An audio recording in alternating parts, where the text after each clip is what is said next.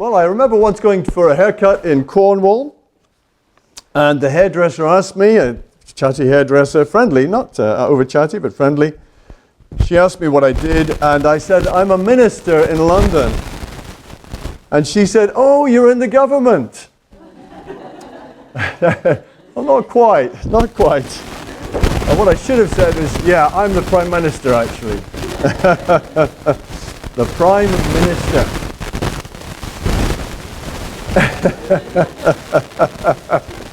So I stand next time. Now, there's a reason why our politicians are called ministers. You get the Minister of Education, won't you, and the Minister of Health and so forth.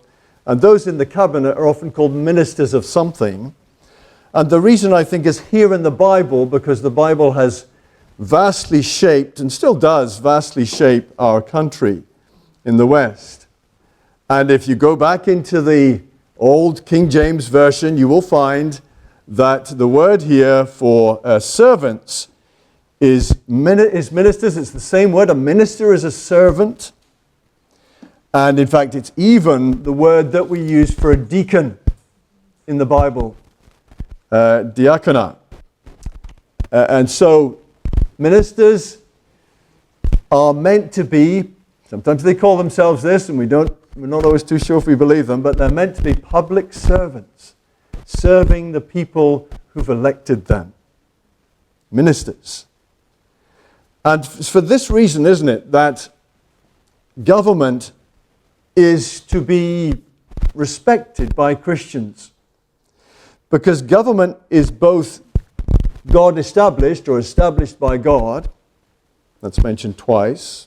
And then the word instituted is used in verse 2, so kind of 3 times.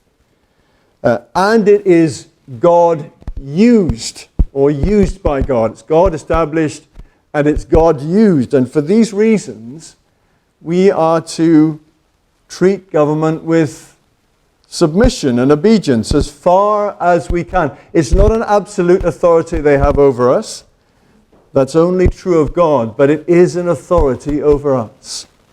And God has layered life, hasn't He, with authorities. So parents have an authority over their children. And teachers have some authority that I think, to some extent, as far as they can, parents should support. And government and police and traffic wardens and so forth have a certain authority that Christians ought to submit to as far as possible. Governments have been set in place by Him. That's clear, isn't it? Established, instituted. And I don't think that means just in a general idea of government, oh, it's a good idea. But the actual governments which are in place are the work of His hands.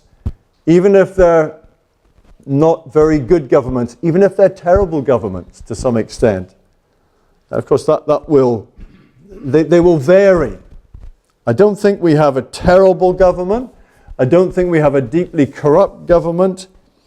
Even if we did, we'd still have to listen to these words and submit as far as we can without disobeying God. We'll come around to that later.